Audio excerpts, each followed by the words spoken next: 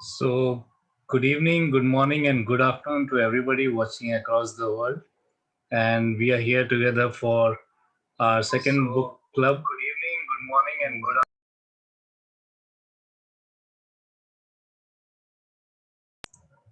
afternoon. And for the second book club, I'd like to hand it over to our moderator and editor of the book, Dr. Firas. Over to you, Dr. Firas, for the proceeding. Thank you very much, Ashok, and thanks to all the audience and all the authors who have attended today. I'm just trying to share screen. I hope you can see my screen. So the title of the book, of our book, is Concise Orthopedic Notes. And I'm the editor of the book, and there are associate editors here with me today. They will come on board, and also the authors of the chapters and our illustrator as well. So you've got the whole team today to explain to you all aspects of the book. I'll be very brief. First of all, I would like to thank OrthoTV team, particular Ashok and Niraj. They've been very dynamic, forward-thinking team. They've changed how the orthopedic education and communication has changed all over the world. And this particular initiative of Orthopedic Club, which is, I think, is the first of its kind, is amazing and good opportunity for us to tell the audience all over the world about our book. So today we will start with general introduction about the book. It will be very brief. We'll have the foreword from our senior author and mentor, Mr. Hallux Valgus, who's written the foreword of the book. And we'll have at least one author from each chapter of the book telling us about their book chapter, how they written it, what are the contents of it, and how, give you some examples of the topics covered. And we have the pleasure also of having our illustrator as well, who's an orthopedic surgeon. So he's double talented as a surgeon, as an artist. He's done amazing illustrations, which you will see. So why we think this book is the best? Why is it different from other books? There are hundreds of orthopedic books, and especially for exams, there is so many exam books written all over the world for postgraduate orthopedic exam. But however, what we found is during our preparation is there is a big gap. So most of the books cover only one aspect of the exam. They either cover the theory or they cover the practical parts. And even those who cover these aspects, they tend to focus on one aspect of it. For example, only on trauma or only on basic sciences. And not only this, they more focus on the knowledge and they overload the reader with knowledge sometimes. That could be a little bit confusing to us. We are all very busy and we all know the knowledge, but we want to know what exactly is required for exams. So we found this big sort of requirements lost, and that's what we try to fill in with our book. We thought that most of other books are outdated in comparison to our book. And why? That's because we are always in touch with candidates. We as authors from the FRCS mentor, we have been running orthopedic teaching now for the last 3 years. Every exam, we are in touch with the candidates who do the exam, who've passed the exam and who failed the exam. And we hear the reviews and we hear the questions they'd asked. So anything that's new, anything that's changed, anything that we have missed, we always keep track of that, and we add it to the book all the time. So we are in touch all the time with candidates, unlike other books where the authors, mainly senior authors who've done the exams many years ago and they lost touch and they're just writing what they thought about it, from their perspective. So we are in touch with the candidates, not only through our FRCS mentor, which we provide weekly free to attend webinars every Wednesday, but we also run FRCS courses, formal FRCS courses, virtual FRCS courses. So we're always involved in teaching for the FRCS exams and for all postgraduate orthopedic exams. The other aspect, that's why we think our book is different, is that most of FRCS books focus on the UK candidates or UK trainees. And they forget all about the international trainees and international candidates, and almost the international FRCS is completely forgotten about and not covered in any other books. we understand from our backgrounds how international candidates might find a slightly different way of how they want to express themselves and how they acquire knowledge and how they present this knowledge. And we have adopted that in the book. So the targets are, anyone preparing for any postgraduate orthopedic exam around the world. We cover the whole syllabus, and we cover the theory part, as well as the viva and the clinical parts of the exams in this book. The structure of the book, it is very concise. It's a sort of bullet point style. And I'll show you some examples. Just bear with me while I try to share.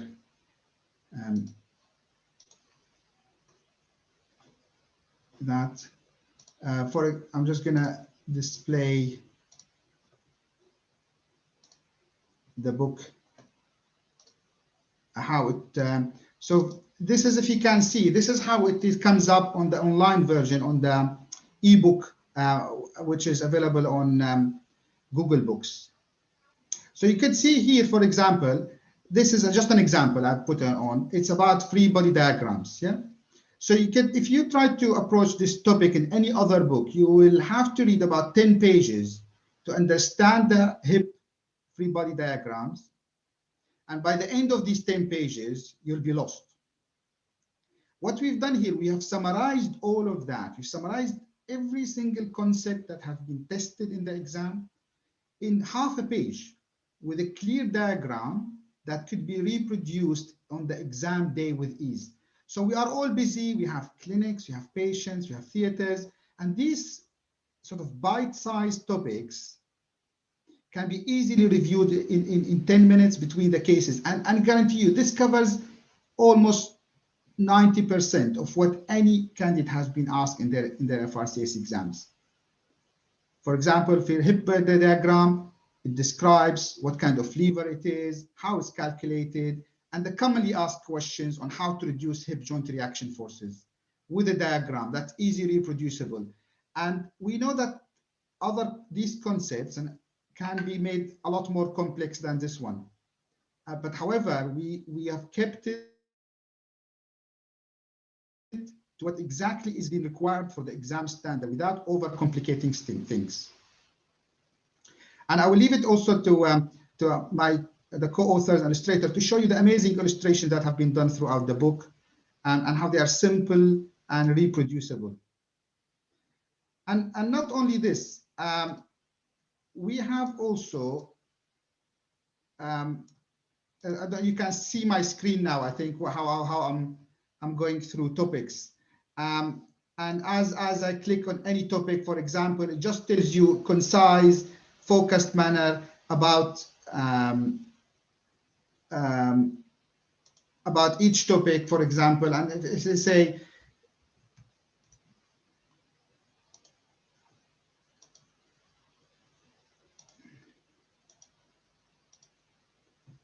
yeah, bone graft, you got here bone graft, and we've covered the evidence required for each of these. You can see, for example, commonly asked question in the exam is the cutting cone.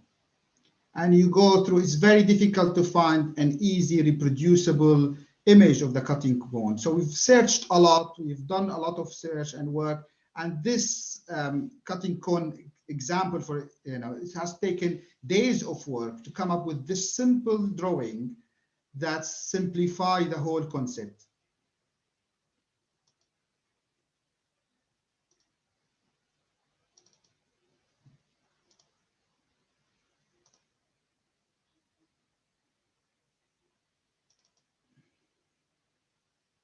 So to supplement that also, we've put barcodes, which my colleagues will show you. These barcodes, they have some useful lectures, which have been carefully selected that are free to view, and you can just scan the code on your device and view this lecture that's of relevance to the topic you are reading.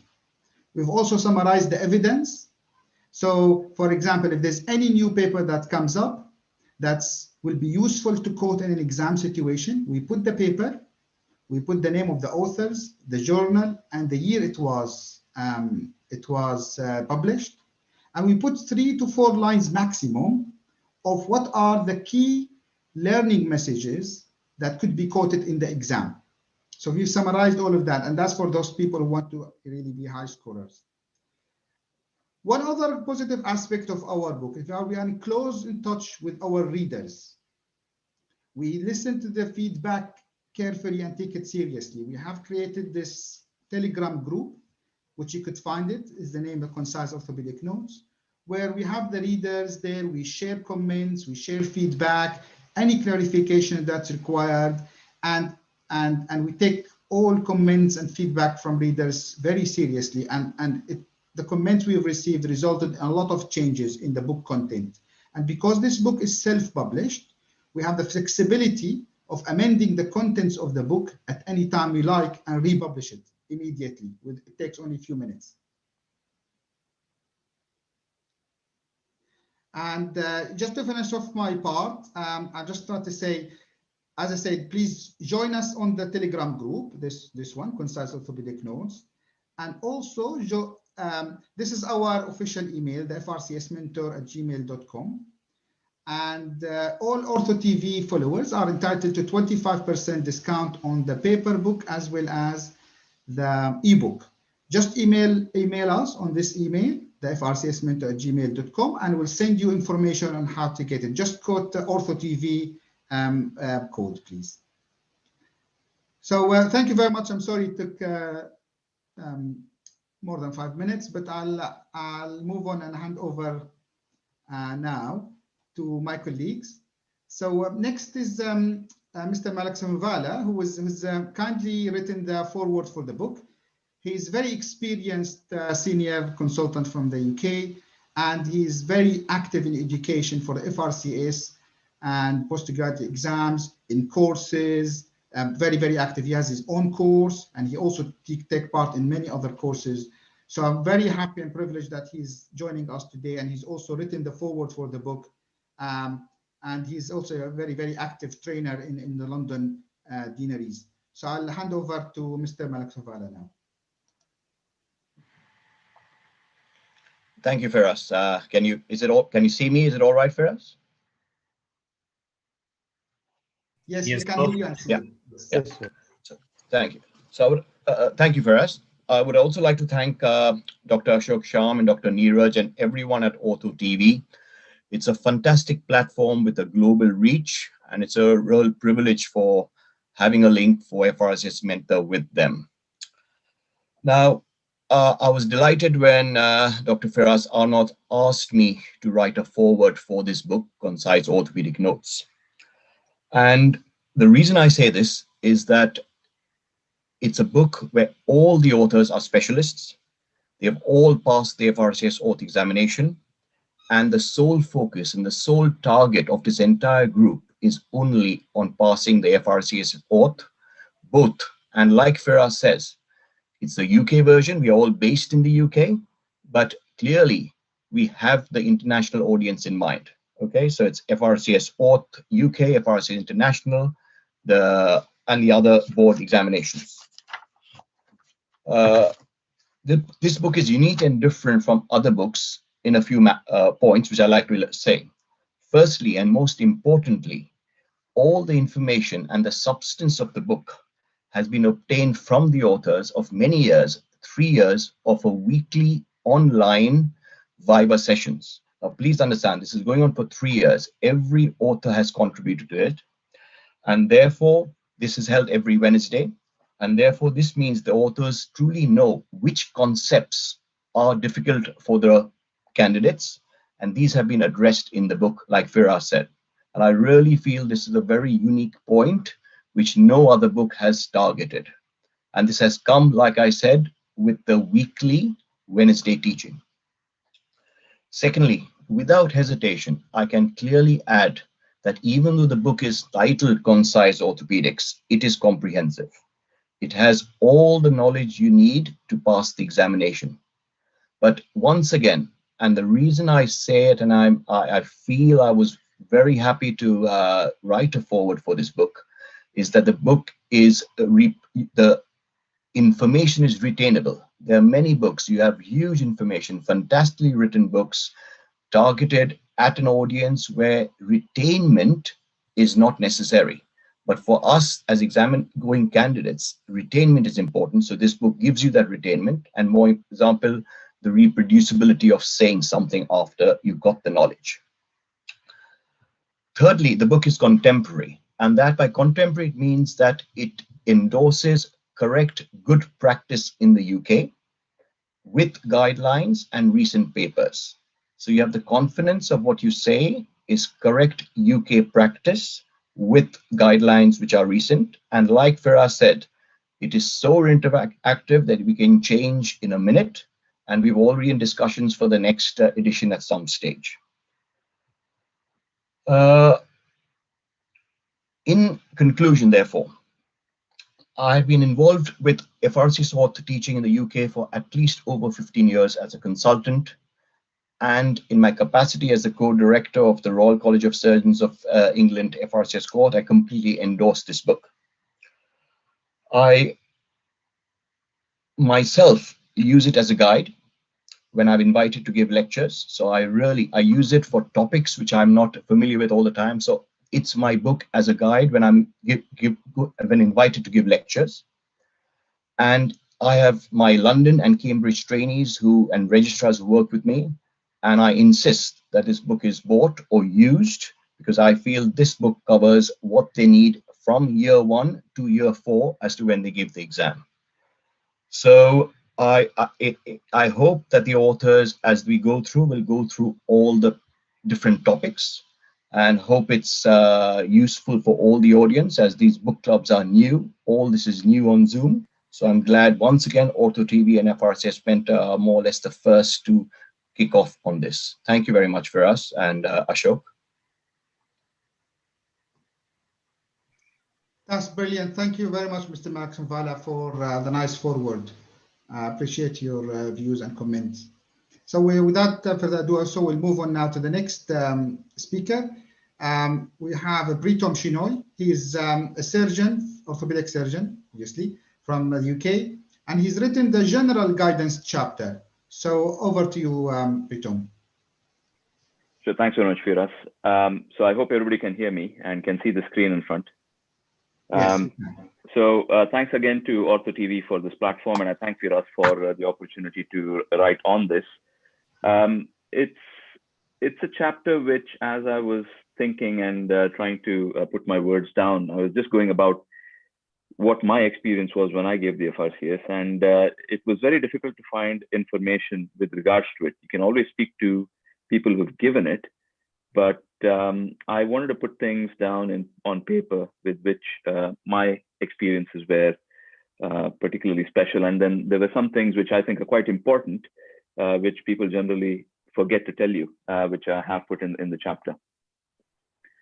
So in terms of the introduction, as has been mentioned previously, this book not just concentrates on the FRCS Orth based in the UK, but also focuses on the FRCS International, also on the FEBOT and CCOT diploma. But it can be translated to pretty much any orthopedic exam all over the world, because essentially the content's going to be the same. The important thing about the book is everything is simplified in a manner which is understandable, easy to digest, and reproducible. So in this particular chapter, I gave essentially the general approach to the theory exam, or the multiple choice online exam, and also the clinical and viva section to it. The theory exam is fairly similar to whatever exam that you sit that's been mentioned here. Most of them are online these days and have either 1 or 2 papers. The only difference would be the CCOT, which is a paper-based exam. But with the COVID pandemic, I'm sure they're going to have to rethink that and change that in the future. So the FRCS Orth and International essentially have 2 papers, both of which are given on the same day.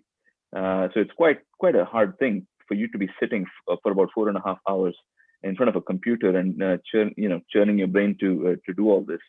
So paper 1 for the FRCS is generally a single best answer. You have 2 hours to answer about 110 questions. And in the afternoon, you generally have 2.5 hours to answer about 135 extended matching question format, which is a lot more harder than people would think. It's very difficult to prepare. And I found The material which I had online wasn't up to scratch with what I got in the exam. So it is definitely something where knowledge is key, and this book helps with that. You usually get your results for the FRCs in about 4 weeks, and the results are dependent on the performance of the whole cohort. So there's no fixed sort of score, but it's generally in the region of 60 to 70%. With regards to the FEBOT, which is the Fellowship of the European Board of Orthopedics and Traumatology, based in Switzerland, it's an exam which is held yearly in different centers all over Europe. With the theory bit of it, they're held in multiple centers all over Europe. It's online, as I said, and you usually get 100 multiple choice questions in 3 hours, which is plenty of time. For the diploma CCOT, again, it's 100 questions over 2 hours, and it's paper-based for now. For the clinicals and viva bit of it, in terms of the UK exam, you're tested on having a knowledge base for a day one orthopedic consultant in a district general hospital. So it's very stringent, and you have to have the attitudes and behavior of one when you're doing the exam. So for the clinicals, they're divided into 4 sections. You have short cases for long lower limb and upper limb. You could have a mixture of other things here, whether it's spine or any other pathology. You could have a mix, but generally this is how they're divided. And for the intermediate case, you will have an upper limb or a lower limb. Again, you could have a spine which has a scoliosis or something like that thrown into the mix. Generally, each section is about 15 minutes. For the lower limb, because you have 3 cases, you have 5 minutes for each case, and it's unbelievable how quick all that goes through. I've always felt the short cases are a bit unfair because you don't get any history. You dive straight in and examine the patients, which is not what you normally would do when you see a patient in clinic. But again, practice is key. For the viva section, which is held on a separate day, you usually have 4 stations, 30 minutes each. You have 2 examiners on each, and the topics covered are adult pathology, trauma, pediatric orthopedics in hand, and applied basic sciences. You generally get results in 2 weeks.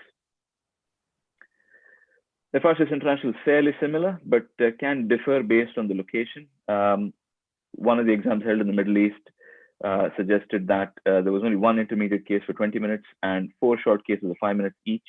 I suppose it's dependent on the caseload in that particular center, and that could change.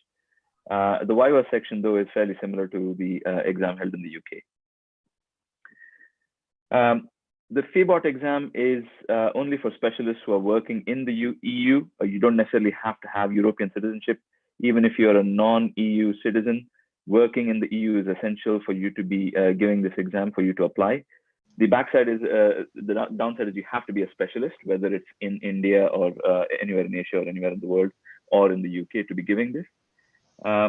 Again, after your theory, you are given a date for your viva, which is a separate exam. And for that, you might have to travel to a place within Europe. The exams this year have been postponed because of COVID to next year. I think they're going to be held in Belgium. So the viva component covers 5 stations, 30 minutes each, again, on upper limb, lower limb, spines, pediatric orthopedics and trauma, and basic sciences. The diploma CCOT exam is held only for members, so you have to apply for a membership prior to applying for the exam.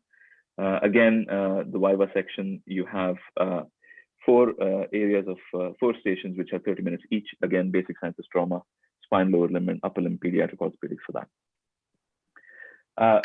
Particularly for the UK exam, you'll know your center well in advance. It's always good that you do some research work into it, because there will be certain areas of expertise with dealing with either certain pathologies, which, if you're aware of that, you will most certainly get during your exam. So it's always good to know, particularly for the short cases where you don't get a history, and most of them are spotters. It's quite vital information. I always, I prefer to attend courses prior to it. It gives you good preparation, puts you in the hot seat, but they can be quite expensive. So you have to sort of sift through as to which one is suitable for you, and usually asking your peers and things does help. There's nothing which, practice is the key for this exam, whether you're talking to people at home, your wife, your kid, your dog, whatever, your mirror, you get an opportunity, you have to practice, because communication is key. Not all of us are talented enough to be speaking nonstop with all of this. So it's extremely important that you keep practicing. Book a hotel close by. This is very important. There's no point you booking somewhere where it's cheap. then having to drive down, searching for parking. It's very stressful. On the day, it's not needed. Just spend that extra money, stay close by if needed within the same hotel as the exam as well. Avoid any last minute cramming. Just take it easy. This is a very stressful situation for everybody. You need to have a clear mind when you give this exam, and that's very important. So in terms of the chapter highlights, it gives you for the clinicals what to expect, how you need to dress. Bare below the elbow is essential these days, especially now with COVID. It's going to be a bit of time before things normalize, particularly for the exams. I think the most recent cohort was all just based on a laptop and theoretical situation more than anything else. Very important is listen carefully to what the examiner tells you. The last thing you want to do is keep answering what you think he's told you. That will just irritate him and lead to your downfall. Work on your approach to the patient and the cases, and to the short cases, get to the point. If you know what the case is, say what it is and move on, because if you keep dwelling on it, you'll find that you lose the time very quickly. Cases may not be repeated, so don't, if you're on the second day of the clinical exam, don't just think that because there are cases on the first day, that's what's going to be repeated. You will be surprised and find that they have a whole different set of patients for that one. In terms of the vivas, very important to practice higher order thinking, which means you have to understand why a particular question is asked, tailor your answers to that, and demonstrate that you are thinking as to what a consultant is, and understand what the limitations of the process is, and verbalize that. You have to maintain proper etiquette during the exam. Draw when possible. Big, clear drawings and very simple ones. The examiners like to see things. Suppose you're asked something on brachial plexus. Make sure it's nice and legible. Last thing you want is to draw something very small, have the examiner strain over and not know what you're trying to say. Quoting evidence, do only if you're very sure. That is definitely something which will get you marks, but be very careful when you do so. Most important, if you've done badly in a particular station, forget about it, move on. Otherwise, you keep dwelling on it, it can cause you downfall. And develop tactics for specific exams, specific stations. This has been discussed in the chapter. Marking system is there. For the FRCS, you have 4, 5, 6, 7, 8 for every section. You have 96 opportunities and maximum mark of 7, 6, 8 and a pass mark of 5, 7, 6. There's plenty of opportunities to make up if you're not done well in a particular area. You have to score on average of 6 in all these sections. So don't, again, dwell if you've done badly in 1 or 2. You can make up for that. So all the best. And I'd like to pass it back to Firas so that we can get on with it. And thank you again for the opportunity. That's lovely, Briton. Thank you very much for covering the general guidance. It's a huge, obviously, topic, and you'll find it further explained in the chapters. Now we'll move on to the next part, which is the illustrations. This has been done by Ahmed Al-Tambouli. He is an orthopedic surgeon working in Kuwait. So he is over to you, Ahmed, to tell us how you got around doing those amazing illustrations. We can see your screen. Can you hear me now? Yes, we can hear you. Mm-hmm. If you can share the screen again, please. Yes, I will.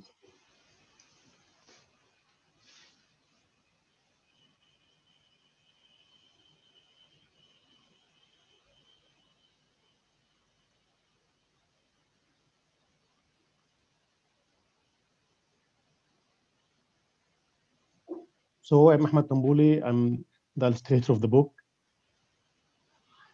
I'm from Egypt, working in Kuwait. This is my hospital, Jar Hospital in Kuwait. I'd like to thank OrthoTV for guiding us, giving us the opportunity to show you how this book was created. It's a great new experience for me to practice this such book. I had joined the team on 1st of January 2020. This means 1 year now, through a telegram. This was the first message between me and Dr. Faras, on 1st of January. This is the last message. Between us now, there is 1,178 photos shared between us, revising everything. My job was to illustrate the very good writing of the book in a clear, neat, yet simple way, in order to help the readers to easily remember and recall the data. Some pictures took too much time, as Dr. Faraz said in the early, and discussion between me and Dr. Faraz to get the idea and to introduce unique work and pictures. Our book has nearly 300 illustrations. This book upgraded ourselves continuously, even weekly, with new guidelines, new pictures, fixing minor spelling errors, etc. Continuous discussion and criticism done through a Telegram channel connecting the book authors and the doctors who got the book. This examples for upgrading the pictures in the book. This is Dupuytren's contracture. This is the first version. This is the last one. This is scaphoid blood supply. This is a recent one in the book now. This Hawking classification of the talus fracture. And this is a recent one. The last picture has been added a few days back to the book, that the FCC. Dr. Faraz just added 2 days back or 3 days back to the online one. This is a Telegram barcode. You can scan it to join us on the Telegram group to discuss and criticize the book. That's all. Thank you. That's brilliant. Thank you very much, Ahmad. And thank you very much, Ahmad. Yeah, Ahmad has obviously spent hundreds of hours working on this, and it's very difficult to summarize all of that in 5 minutes. But I think you could all tell for yourselves when you have a look at the book how very well thought are all these illustrations. And as Briton said, you will be part of the postgraduate exams in FRCS is to draw. And these diagrams have been designed carefully so that they can be reproduced on the exam. Okay, we'll move on now to the next section, which is the Basic Sciences chapter. Is written by Shwan Hinari and Usman Katak. And just to say, both senior authors, they both have contributed extensively to FRCS teaching, and Shwan is one of the leaders of FRCS teaching in the UK and internationally. So it's a very pleasure that he's taken part in this book. So over to you, Shwan and Usman. Thank you very much for us. We'll do a tag team as we always did with our work, Yes. both in the mentor group and in this book as well. First of all, my name is Shwan Hanari. I have the pleasure with both Usman and Hani Albarzi and Faraz to work on the Basic Science chapter. First of all, we are all part of the FRCS mentor group. Our entire philosophy has always been to try and help our colleagues to get through a very difficult part of their lives and their professional careers, especially the self-directed trainees. So that was our philosophy from the beginning for the sorry, my apologies, computer's slowed down. Our entire philosophy for this chapter. So what is basic science? It's anything but basic. We feel it's more a foundational knowledge of what we do in our practice. The most difficult, we always felt it was always the most difficult chapter to master, but it's the only table where there is a right and wrong answer. It literally is the table in the exam where you can get an 8 by just giving the right answer. There's no opinions, there's no debate, there's a right and wrong always. If you apply, one of the things we always took away from every time we sat the exams, taught our colleagues and courses we attended, we always noted that the guys who did really well would apply basic science to their clinical practice, demonstrated clinical applications of the basic science. Once they've done that, they've mastered their topic. And with this philosophy in mind, this is how we wrote the chapter. And it is the largest chapter for this reason. So taking that philosophy, topics were written in this manner. We used multimedia links where we felt the topic can be explained better throughout by videos, websites, and or lectures we've actually given. Some of them are linked to those, we've got links to those lectures as well throughout the chapter. They've been written in note words, and we had a particular focus on buzzwords because for self-directed trainees from international areas, these buzzwords are what our UK colleagues are often focused on, and understanding what these meant is so important, and being able to use them in the right way. We've covered traditional and non-traditional topics, because a lot of the basic science, a lot of the topics that would normally not be in basic science, we felt should be in basic science. So, for example, discussing the bone cement within our chapter, we decided that it's not just enough to talk about bone cement, but to actually talk about bone cement syndrome, because this is not often discussed in anywhere else. And on top of that, we made sure that we had the guidelines for how to deal with bone cement syndrome, including the recommendations from the BOA, BGS, and AHJB, which is outlined. It's only three or four small bullet points. But if you can quote this in the exam, but also apply it to your clinical practice, you are providing excellent care to your patients. So by adapting the chapters from traditional way of teaching to a more orientated subject towards answering questions that have been asked in the exam, but also to real life clinical scenarios, we felt we were giving you the best possible of what we know. So why did we write this chapter? Well, we're part of the FRCS mentor group. Our philosophy has always been education is an act of charity, and we felt the book is an extension of our work, linking orthopods to attain the highest standard no matter where they are, from what background or situation they're in, and what practice they are. We have websites, YouTube courses, weekly lectures, and Bible practice. All our mentors, all our authors are intrinsically involved in all of this. This is why we hope we can give you the best possible experience. We won't allow the circumstances to limit our colleagues. This is why we strive to give you excellent clinical care, that you will provide excellent clinical care. Thank you. I'll hand over to Osman. Hi, thank you everyone. Thank you, Sean. That was excellent. I would just like to add for this chapter, this was actually a labor of love. So all the courses that we went to, all the teachings that we attended, all the favors we asked for consultants and our seniors to give us the teaching. So we kind of incorporated all that knowledge into these ideal questions. But the whole purpose of writing it in this specific way was not just to allow you to make a model answer for a question that you've been asked. We all know that every question starts with a clinical scenario. Basically, what the examiners want is your understanding and clinical implication of the basic science topic. So it can go into 3 or 4 different directions depending upon what question it's asked. And we made sure that we cover all the caveats of those. And it's not just to facilitate your understanding, but to retain that knowledge and to incorporate that knowledge and allow you an efficient way to deliver that to the examiner when you are asked the question. In my opinion, our strength has been that if you read this book and this chapter, and then you would have access to our YouTube video lectures. There is also weekly teaching that we incorporate. We do run a very active Telegram group in which you have access to all the authors and all the mentors who can guide you with the understanding.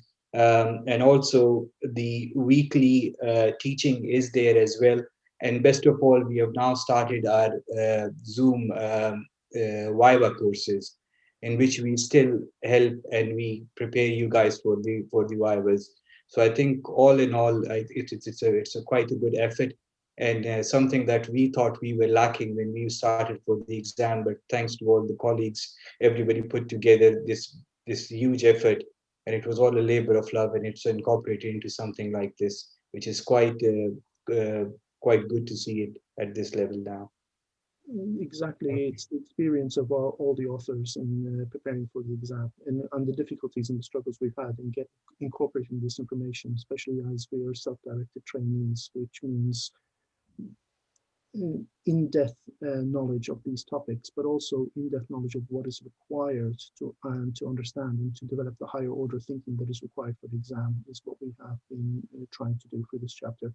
And to plug the importance of the basic science chapter, not that any of the other chapters are not as important, but in every table in the exam, if you can quote basic science as part of your rationale for your clinical decisions, you will do well in the exam. Thank you very much, Juan and Osman. Yes, this is very important chapter in the book. You've managed to make this very dry topics very interesting. And as you said, Osman, it's a lot of passion put into this. And it has become an amazing chapter, really, to read. That's amazingly in 100 or so pages, covers all aspects of basic sciences required for the exams. It's a big achievement. Thank you, guys. So we'll move on now to the next chapter, which is pathology. That's one of the authors, Abdullah Hanoun, as well. He's a very active educator, and he's had the privilege of him leading this chapter. So over to you, Abdullah. Thank you very much, Firas. Thank you for involving me in this work. I am here representing the other authors as well, which is Shafiq Shaban, Shuan Hinari, and you, Firas. I just would like to start by describing how I joined the group. As you remember, Firas and Shuan, I was preparing for my exam myself, and you were my mentors. And going through the Viva and the teaching sessions, I found that there is a lot of information that I am gaining from you, which is not anywhere else, in any other book. And that was a useful experience. Hence, when Firas, you've asked us that we need to put that in a formal way for all the colleagues so that it is easier for them to access. I found this is a useful thing to do for my colleagues so that I benefit people the way I was benefiting from you guys. So thank you very much for involving me in this. I would like to say that this chapter is actually almost like an extension of the basic science, because it takes the basic science into the clinical level before we talk about the actual orthopedic part of it as it comes in the other chapters. And so it makes sense to talk about it secondly. And as you can see here, these are the topics that we've covered in this chapter. These are taken directly from the orthopedic curriculum. Now, obviously, this is the picture of the new curriculum, but it was taken from the old curriculum as well to try and incorporate everything that an orthopedic surgeon needs to know. Now, this is taken from the UK curriculum, but it is probably the same all over the world with slight differences based on regional variations between the developed and developing countries. But basically, it is the same that any orthopedic surgeon needs to know. So what we chose the subject and how we described them was referenced by the exam and how heavy they present in the exam. So if a topic comes a lot in the exam, we tried to give it more weight. However, we did not restrict to that, as in our mind, we wanted a reference for the orthopedic practicing surgeon to come back to even when they finish their exam. If they wanted something quickly to get back to, they can find it there. And as I will talk to you in a minute, I will mention on some topics that does not come very frequently in the exam, but are essential for an orthopedic surgeon to know. We talked about the drawings, we talked about the radiographs, which are courtesy of all the authors. So each author has done his own, has presented his own experience through these radiographs.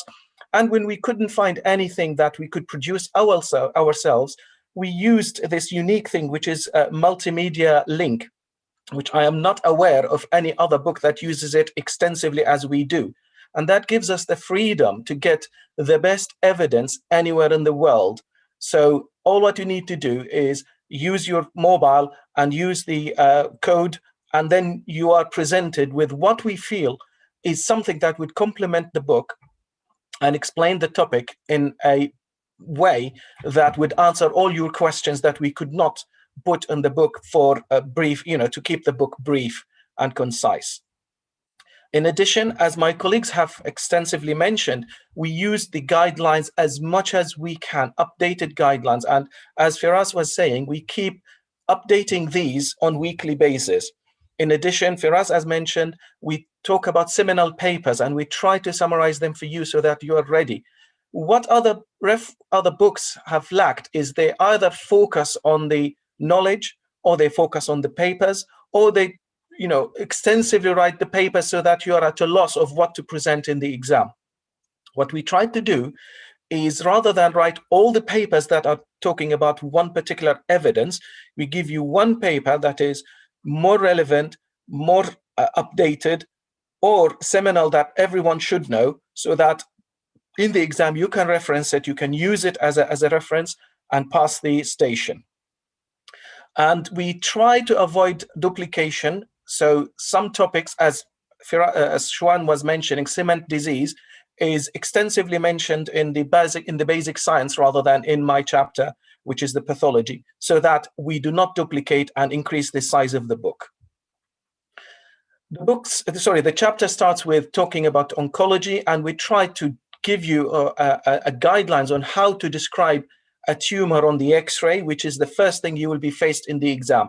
As in the exam, you will be presented with a picture, an X-ray, and then you are expected to describe it before talking about what you are going to do. So we replicated that. So the first thing you will be seeing in the chapter is how to describe the tumor, and then how to work it according to the UK setting, which is replicated in many parts of the world.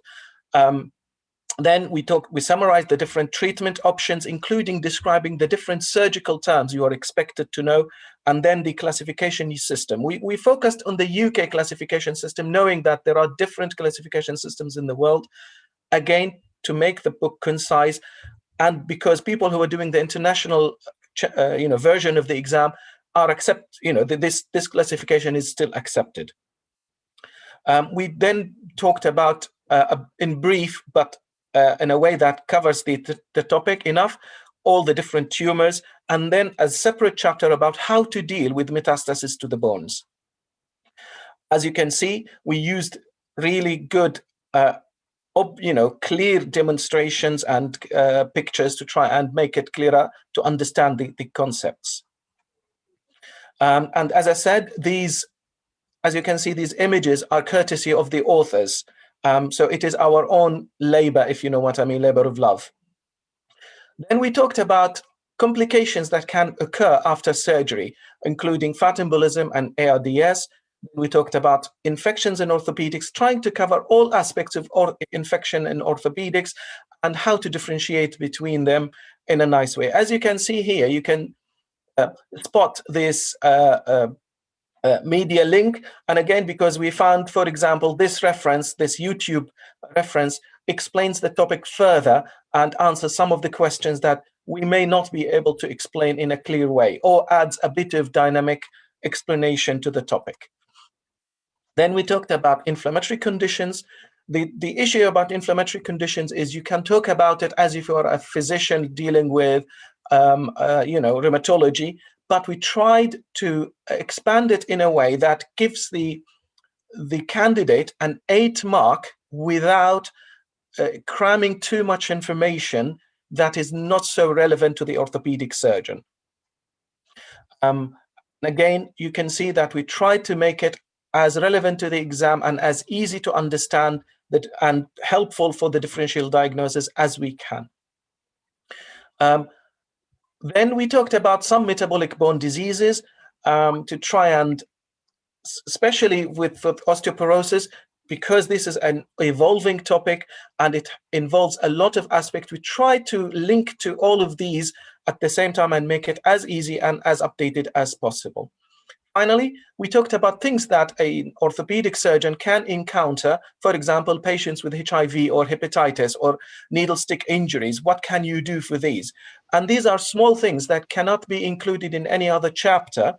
And although, as I mentioned earlier, may not feature extensively in the exam, but we felt that no orthopedic surgeon should not know these. Lastly, as I said, coagulopathies and hemoglobinopathies were mentioned as well. And that's my lot. Thank you very much for having me. Thank you, Abdullah. This was wonderful. And as you said, some topics could be more asked in theory and some more asked in the Viva. So we tried to cover all of that. And as Abdullah said, in this book, there is no duplication of any concept whatsoever. Each concept is mentioned only once to keep the book concise. So there's no duplication of work at all.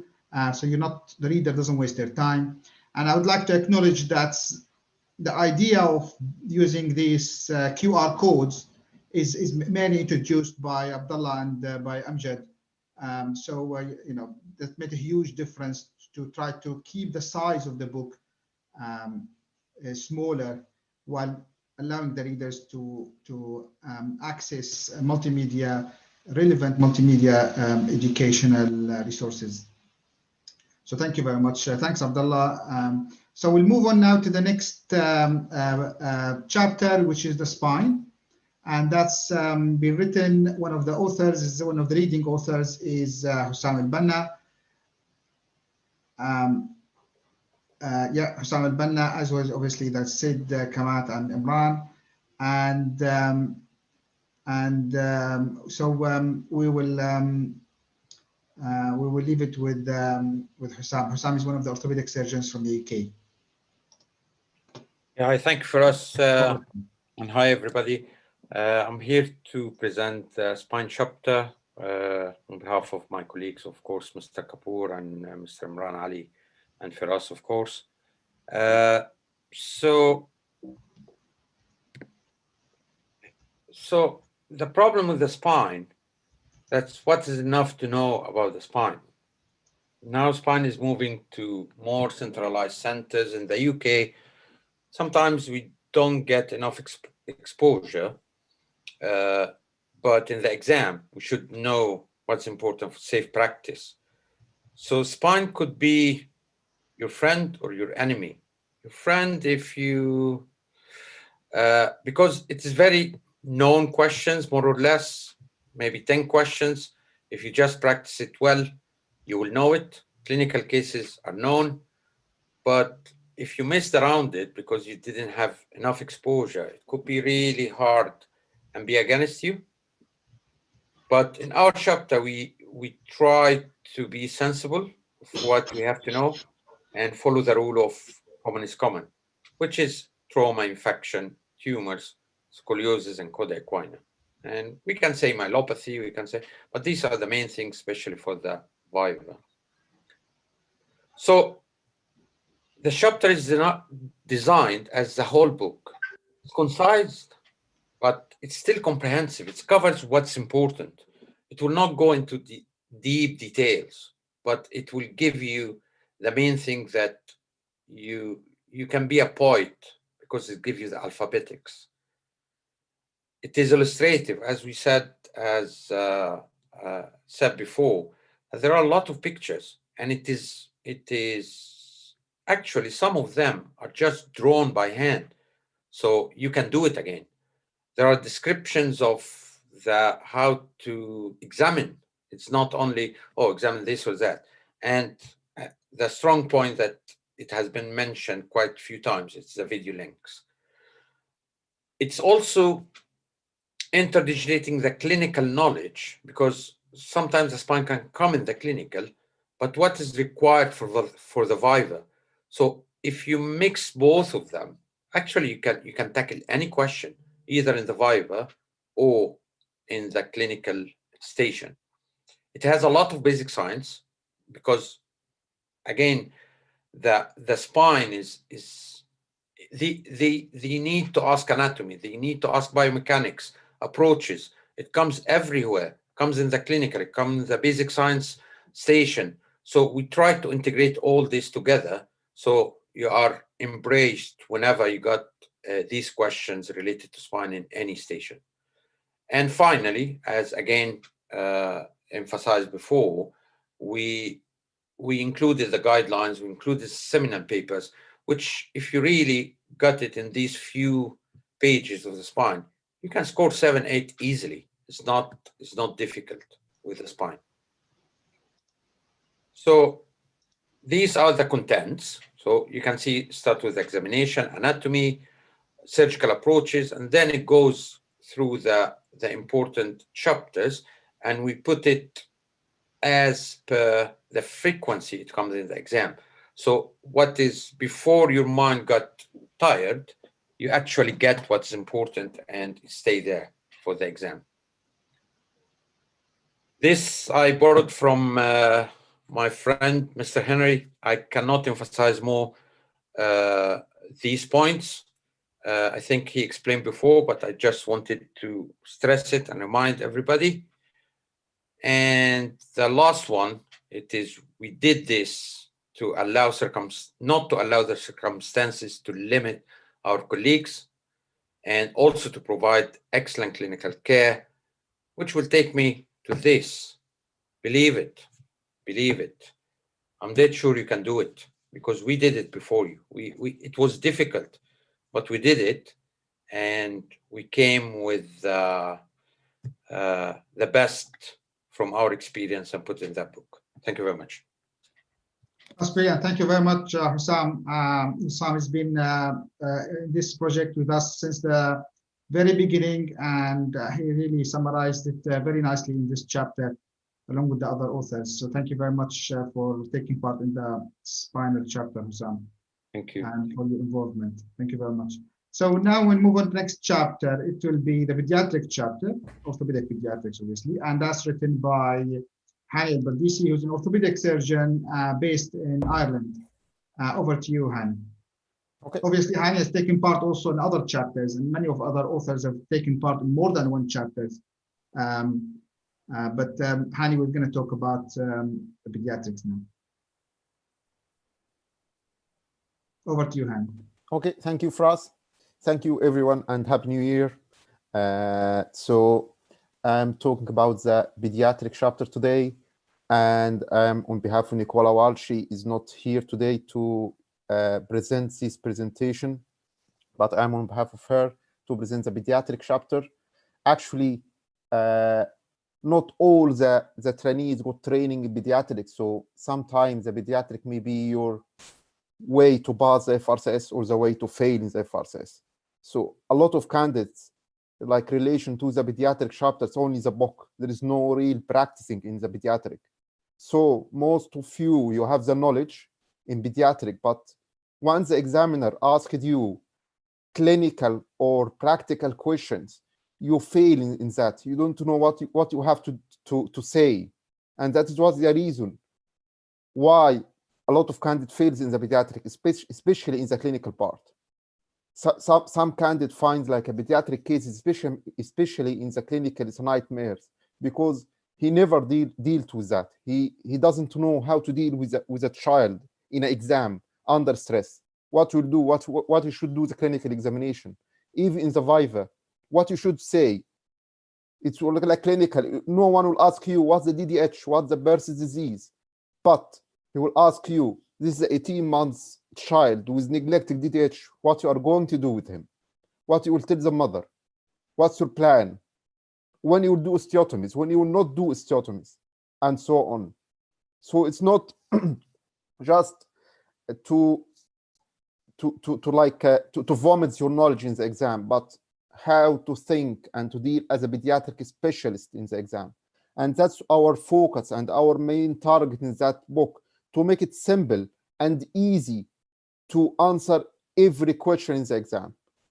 So I will go through there is a lot of books everywhere and it's hard to read everything. And some people with very great knowledge failed, especially in the pediatric, because he cannot, there's no relation between the knowledge and how to answer in the exam.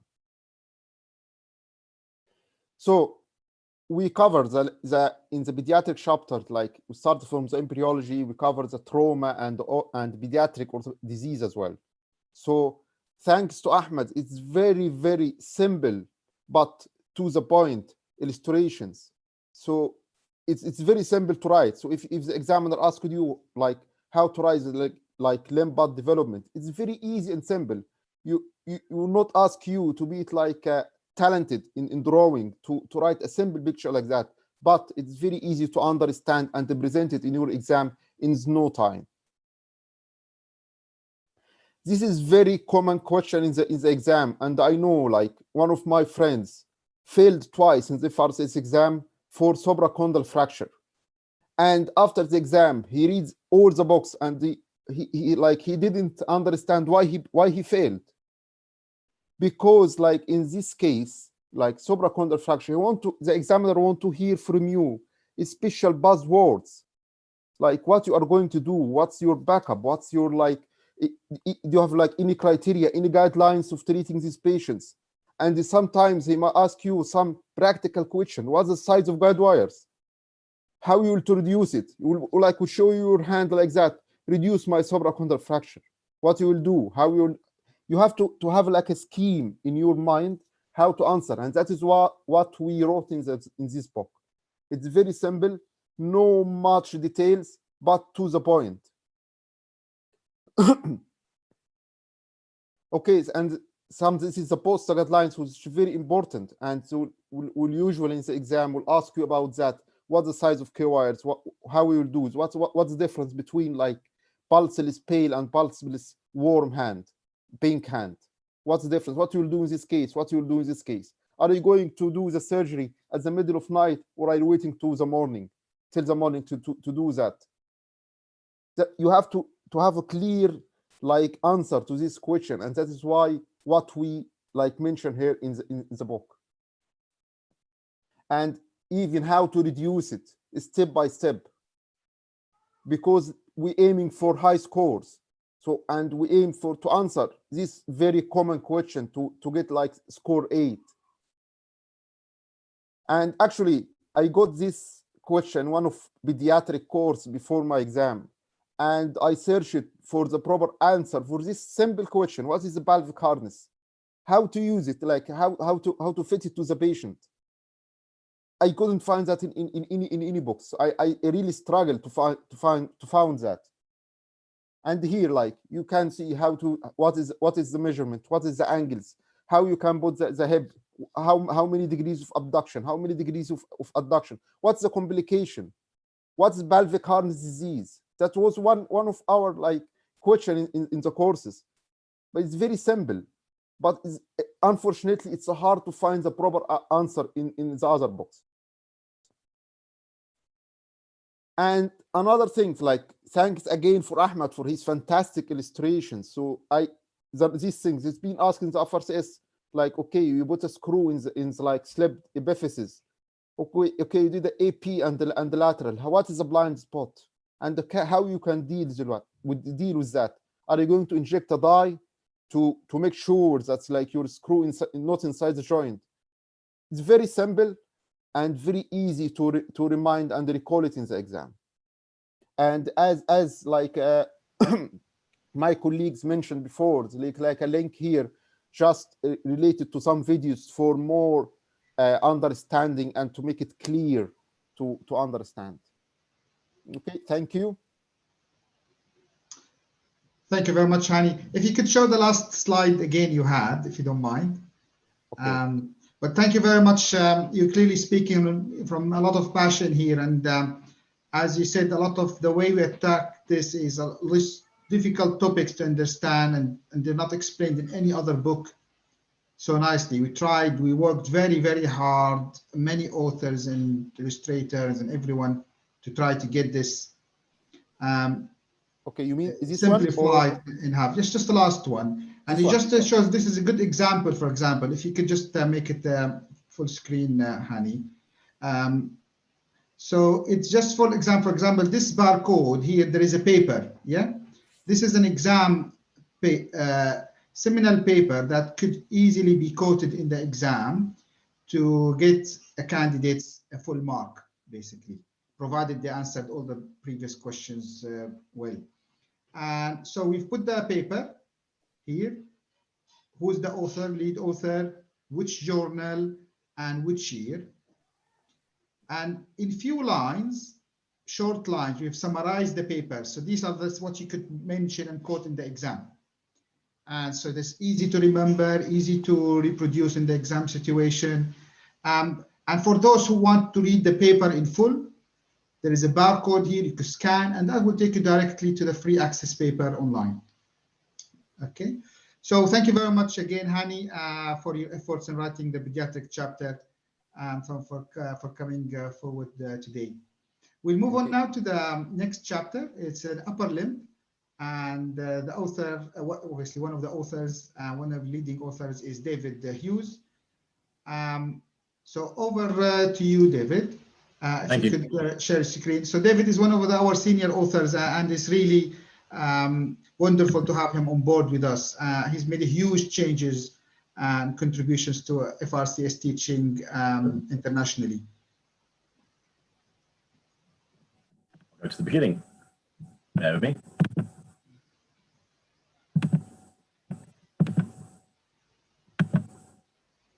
Right. So just a little story as to how I got involved. I met Schwan, one of the other senior mentor sort of authors, after an exam, and we'd had a very similar experience with going through textbooks, trying to refine all different things, and working individually. And then we were both unfortunately unsuccessful, but now we've got through this. But for us, one of our sort of the lead on the book has sort of come together to make this concise orthopedic notes. I'm going to talk a little bit about upper limb, but often, much of you, like me, had similar books like this, running around trying to find little nuggets of information in multiple sources, whether it be online or in old textbooks, or listening to people on courses and picking those together. And that's the reason why the buzzword concise, and hopefully with this textbook, it'll help future people go through the exam with a lot more ease than we had. With the upper limb, we've tried to cover key topics for the FRCS exam. So anatomy, history and examination, sort of not just for the clinical, but also when you're describing things in the viva, and also important upper limb pathology, shoulder and elbow, as well as approaches and arthroplasty. As my colleagues have shown, we've tried to make it easy to read with bullet points rather than prose, which can often be the bane. Some textbooks, I remember waking up to the middle of the night, fast asleep, with my head planted on the book, because as lovely as orthopedics is, at 2 o'clock in the morning, you can't always absorb everything.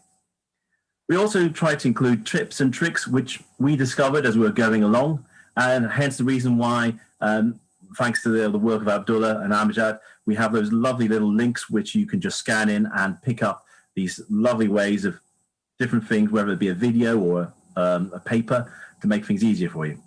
And important as well for our future practice, because we want to be orthopedic surgeons. We want to know about these pathologies for our future practice, so that we, for example, I want to do shoulders. I want to be able to, in the general orthopedic clinic, I want to be able to pick up hip pathology, which I can pass on to my colleagues. And again, pictures paint 1,000 words. Fantastic drawings by our colleague Ahmed. So with the anatomy, as you can see here, we've got a lovely picture of the posterior shoulder. And again, describing some of the examinations that you might come across in a shoulder exam. So these are all sort of things that we've tried to make as simple and easy and as accessible as possible, because as orthopedic surgeons, we don't just have busy working lives, we have busy personal lives as well, with family and other things in the background. Trying to do these exams is a lot harder as you get older, unfortunately. And these are just sort of some key topics I sort of picked up on. So we try to make it as easy as possible and understandable. So, for example, talking about shoulder instability, we try to make it into simple key bullet buzzwords, so shoulder and straights, static versus dynamic, Ambry versus Tubbs, the Stanmore triangle, and also important management as well as key sort of pointers from orthopedic textbooks, papers as well, so that to help supplement your answers. And again, likewise with elbow, I'm just using this as elbow instability as an example of how we've tried to develop this. Okay. And again, likewise, we've tried to include in this chapter about approaches such as the delta pectoral, lateral, posterior, and arthroscopy, shoulder and elbow. And again, we're picking up those key tips and tricks that, again, you might find. And likewise with arthroplasty, as demonstrated by my colleagues, we've talked about the rationale for total shoulder replacements, reverse shoulder arthroplasty, hemis, and elbow replacements. We've provided the evidence and some key important things such as preoperative planning. That's actually different in a way, because it's really important in this exam now that they're asking you to think as a consultant. So as a consultant, you have to think about when you're planning for an operation, what you want to do, because hopefully after this exam, that's what your job's going to be. You're going to be the lead surgeon. And so you need to demonstrate to the examiners how you're going to approach every situation. And again, we've added, as I say, tips and tricks. For example, delta pectoral approach for trauma. So we always love to quote, go through the delta pectoral approach in the exam, but sometimes we forget, actually, for trauma, you don't need to take off subscapularis. The most important thing is to go laterally to start putting the fractures together. These are sort of things that, when I read in the textbooks before, I didn't realize was important for the exam, because actually, if they're asking to, they show you an x-ray of a 4-part fracture for proximal humerus, they want to know how you're going to approach that, not how you're going to approach for a total shoulder replacement. Again, things as well, which I discovered talking to older consultants, such as the ulnar paradox after cubital tunnel release, or simple things as well, again, nicely illustrated by Ahmed's drawing here, subcoracoid impingement. All these little things that might turn up in the exam, which you'll have to go through about 20 different textbooks or papers to find and discover. We're trying to bring this all together in one simple book. As I say, the key thing, concise. Now, I just want to say thanks, obviously, to Firas, our lead editor on this, and Ahmed, who's done some brilliant illustrations. And again, say my thanks to OrthoTV, our colleagues, Dr. Ashok Shyam, and the rest of his team for allowing us to present this book today on OrthoTV. All right, thank you. Lovely, thank you very much, David. David obviously is an orthopedic surgeon from the UK, and also he's very active FRCS educator. And thank you for your contribution. As David said, he's done all the hard work and really for you guys, for the readers of the book. He's summarized topics that could be written in books, and he managed to summarize the key concepts, high yield points in a short chapter, which is an amazing job, not easy to be done at all. Now we'll move on to the next chapter, and this is the hand chapter written by a few authors. One of the leading authors is Midhat Zakri, who's a consultant hand surgeon in the UK. Over to you, Midhat.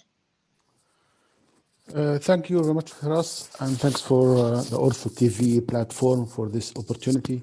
Many thanks for the other co-authors of this chapter of the hand and wrist and the concise orthopedic notes, namely Mr. Kashif Ma'mun and Mr.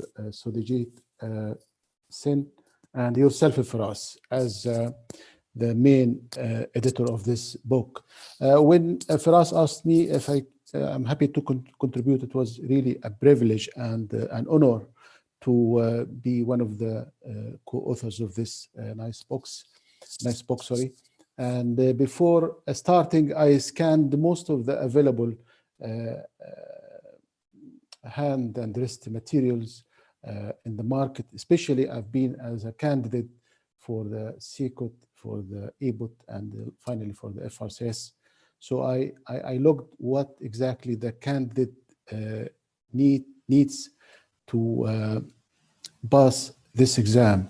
Especially sometimes in the hand, there is no opportunity to practice during the rotation, or for the international candidates, it is not easy to find a hand unit like the UK to practice hands and understand it fully. So I made it simplified but in-depth knowledge, which can fulfill all the aspects of the exam, either clinical, and its two parts, viva and clinical examination, or the theory. Again, the width of the knowledge can cover easily the EMQ, the MCQ to pass section 1. And when it comes to section 2, you will find the same knowledge will be used to pass the final step of the exam.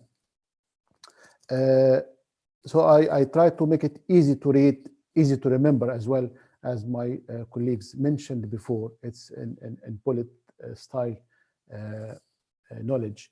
I covered also all the curriculum needed for the exam and in practice as well, either infection, trauma, degenerative, debutancy contracture, instabilities, and chronic arthropathy in the hand and wrist. Again, we made updated knowledge available because there are many things has changed. Even from writing the book till now, there are many papers came out. So that's why I asked for rewriting or a second edition to update the knowledge with. So I'm really happy also with the drawings. Despite Firas asked me in the beginning, I spent many hours drawing myself, but it seems he didn't like my drawing, despite I'm an artist, by the way. I have a lot of paintings here with me in the room, but you found a professional one who can do it better. And the good thing, it is unified all over the book, because my drawings will be something different from which has been done. I'm really glad with everything in this book. I reviewed many chapters as Firas asked me to look and scan if we can find any of the typing errors. I liked really the contents of all the chapters of the book, which I have read when he was preparing for this exam. I encourage really all the trainees to get this book. And I told Firas, I am really pleased with the feedback I have seen from the UK trainees about this book. It's not only for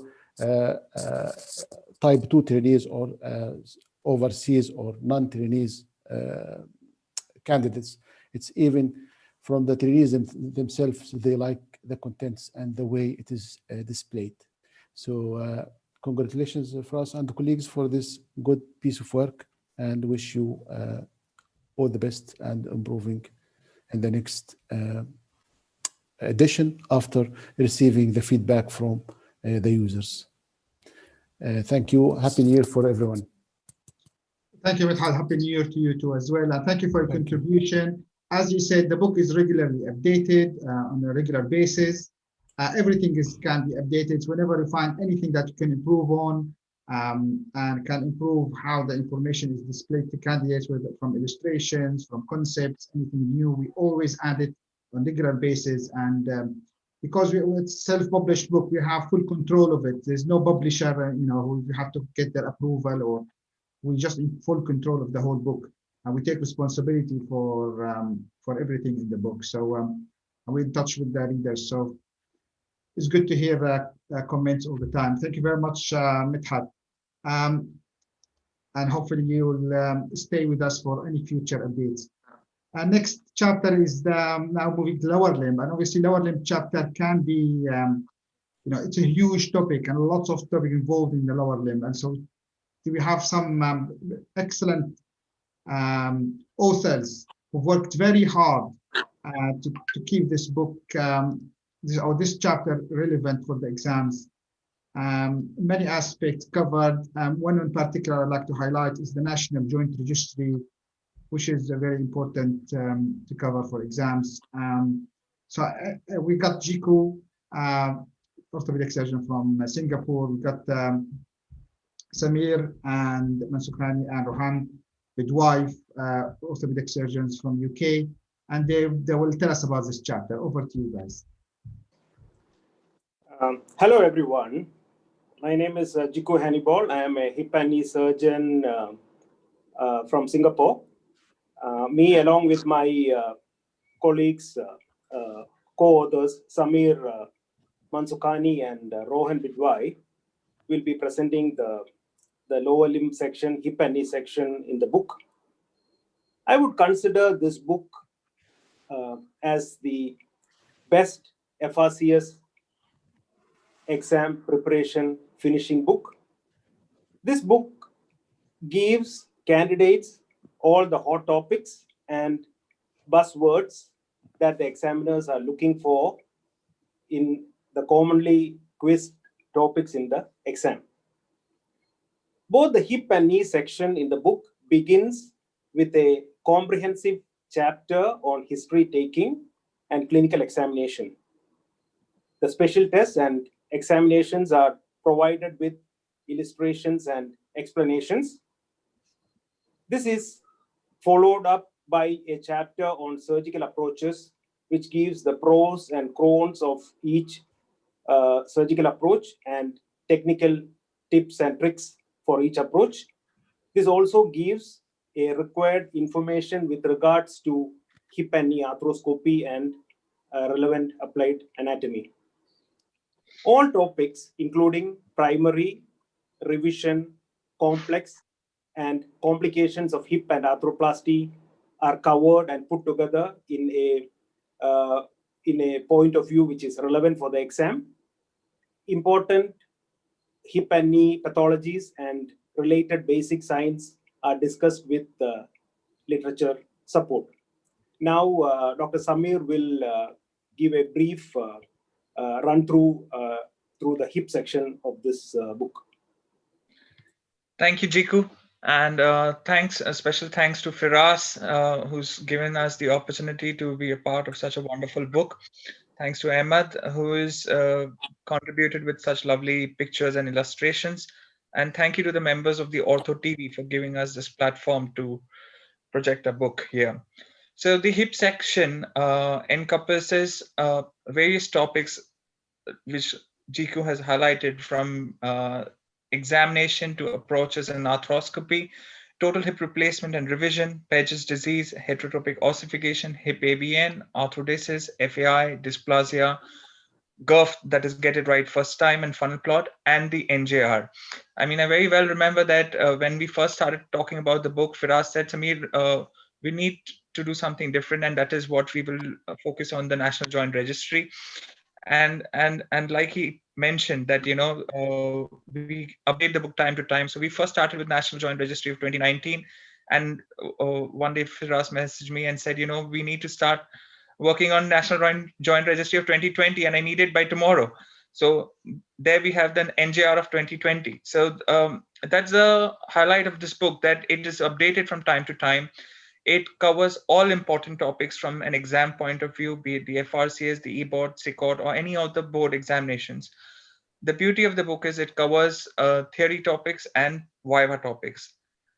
A commonly asked topic in the exam is for total hip replacement is the implant of choice. And, you know, there's a very standard answer which is given in our book.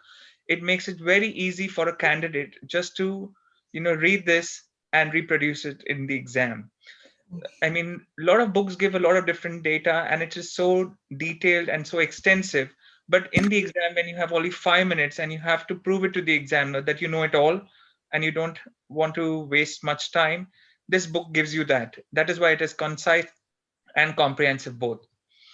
From my own personal experience, you know, why I highlight it's a single best question, why it is important from a theory point of view. I myself had faced a single best question where, you know, I was asked in paper 1, thickness of coating of uncemented stems. And there were multiple options, 0 to 50, 50 to 100, and 100 to 150, and 150 to 200. And our book gives these finer details as well, so that, you know, you just have this one book for both part 1 and part 2. Very important topic, which is not covered by many books, is consent for hip op, for any replacement or any surgery. Is that how would you consent the patient? Again, our chapter very precisely and in a concise manner, you know, gives it a detail, gives in a concise manner, gives an endless all the important points which you need for consenting for a hip replacement surgery. So you have everything in a bullet point form here, and you just need to reproduce it in the exam without, you know, thinking and wasting time in the exam where you have very little time to prove to your examiner. So under the THR section, there's so many topics actually completed. That is implant of choice, the biomechanics, templating. How does one template? If the center, hip center is different and the stem center is different, how will you compensate? Head, trunnion, stem, bearing surfaces, rheumatoid hip, THR and tuberculosis, infection. We are up to date with all the literature. We've with infection, we have the latest guidelines by the Musculoskeletal Society of 2018. Then with periprosthetic fractures, the new classification system, aseptic loosening, dislocation and revision THR, what are the recent current trends and practices? We've also hit upon other important hot topics like get it right first time, by Prof. Briggs, the observations, the recommendations, and the NJR at 15 years. It's just like a summary table. This is exactly the way the book gives. It's just a summary table. The entire 150-page NJR is summarized into 2 pages. So all important joints are summarized into totally 2 pages. That makes it very, very easy for a candidate. I myself remember when I was giving the exam, I was actually struggling to get all this information. And today, little did I know that I would be all part of writing this chapter where I'm actually going to bring forth the other candidates giving the exam, that this is all summarized so well. Thanks to Firas and his team. And I hand over to Rohan to take on to the knee section. Thank you. Hi, good afternoon, everyone. And just continuing the previous thread by my colleagues from lower limb and all the authors in the book, we have written this knee chapter in a similar vein as has been highlighted throughout this talk. Just for a few examples out of the book from the knee section would be a simple thing like how would you manage osteoarthritis knee? Very simple question, which can be an opening question during your clinical exam. What we have tried to do in the book is, apart from the knowledge, we have tried to emphasize on buzzwords here in the case like WHO analgesic ladder and interventions as simple as weight loss. However, we've added that with evidence simultaneously. What happens when you do this is, as an examiner, you know the candidate is well prepared and it takes you to a level where you are almost like a clear pass. So we would say it is like a one-stop solution before the exam. Coming to the next slide, Samir. Yeah. So we have also laid a lot of emphasis on structure, wherein we, apart from the knowledge, this is how it's easy for one to prepare during the exam and also to reproduce it in an exam. Like when it comes to surgical principles of a total knee, would be to restore mechanical goals, preservation of joint line, balance soft tissue, and restore range of motion. This just completes everything when it regards to surgical principles for total knee replacement, very useful to reproduce during the exam. And most of the orthopedic colleagues, after they finish their training, don't necessarily end up doing arthroplasty jobs. And when it comes to exam, this book's even equips with the necessary knowledge, even for a non-arthroplastic guys, details with all the surgical necessary knowledge, which can sail you through the exam. And also simultaneously, it focuses on the basic science, which is relevant to the total knee replacement at the same time. And finally, when we talk about diagrams, we have used ample self-explanatory diagram throughout the books, thanks to my other colleagues and authors. So this gives a very good photogenic memory and helps in drawing during the exam. So it will just like in a minimal of the time, I'm very sure this book will be very useful for the candidates when they give their exam. And I would like to thank again my authors and Firas for the opportunity. Thank you. Well, thank you guys. Thank you, Jiku, Samir, and Rohan. I think, as I said, Samir, the NGR summary is a good example of what this book represents and how 150 pages of extensive data can be summarized in less than 2 pages. And the amount of work that goes behind that is phenomenal. And I know how hard you work on this, Samir. So thank you very much. And the next report is coming soon. Yeah. Next NGR report will be coming soon. Anyway, thank you very much. So we'll move on to the next chapter now. I'm ready for it.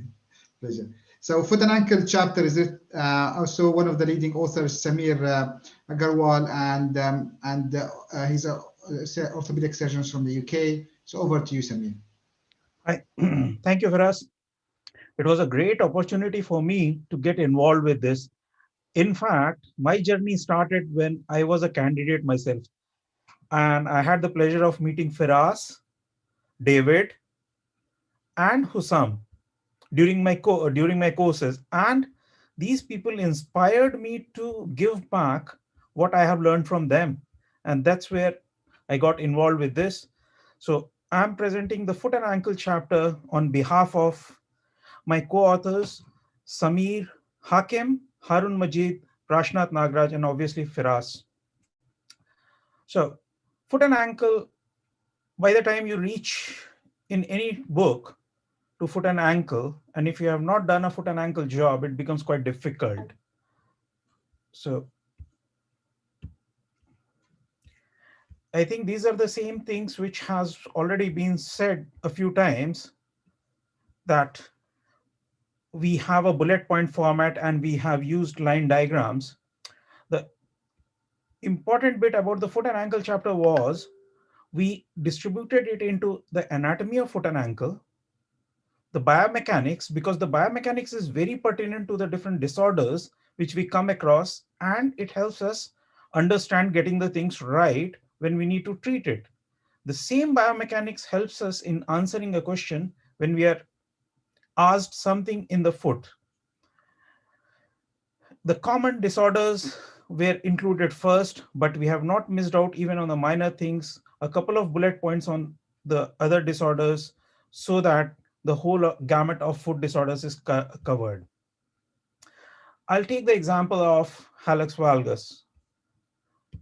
It's a very common condition in clinical practice, as well as it's a high yield topic in examination. It comes up either in short cases, it comes up either in vivas. So if you talk about the layout of Hallux Valgus in the book, we start with a history taking. So the relevant points, what do you need to ask in the history taking? The exact questions. Examination. We tend to forget to examine the patient's gait if the patient is already sitting in the examination room. It has happened to people before us, it has happened to us, and it may happen to people later on, so we don't want it to be repeated. So we have emphasized the examination of gait. We kept the examination of foot in a simple pattern: look, feel, move, followed by special test. This is just to maintain a continuity of how things go. Included a short pathoanatomy of the problem. Relevant investigations, explaining the terms in simple manner. What does intermetatarsal angle mean? What does Hallux Valgus angle means? So on and so forth. Treatment. We made sure that in every disorder we have not only mentioned non-operative treatment, we have given an option there. What is to be advised? This is to emphasize that for every disorder, there is not a necessity for a surgery. Coming to indications of surgery, clearly presented. Surgical options were presented with an easy to remember approach. And then as the foot procedures are not extremely common to everyone, we have given a short outline of how the procedure is actually carried out that we need to know when you appear for a consultant level exam. This is just an example of how it appears in the book. The layout. I am one person who loves reading it from the actual book, a hard copy. We have ample space in the book, in the sidelines, to write some notes. You can go on to the regularly mentioned QR codes, which always takes you to the either a proper video on the FRCS Mentor YouTube channel. I have just included the code here, which is exactly the short code for our entire channel. If you pick up the entire channel, you can browse through multiple videos. The videos keep getting added every week after our Wednesday teaching. We modify old videos, we record new videos. We also tend to update the knowledge.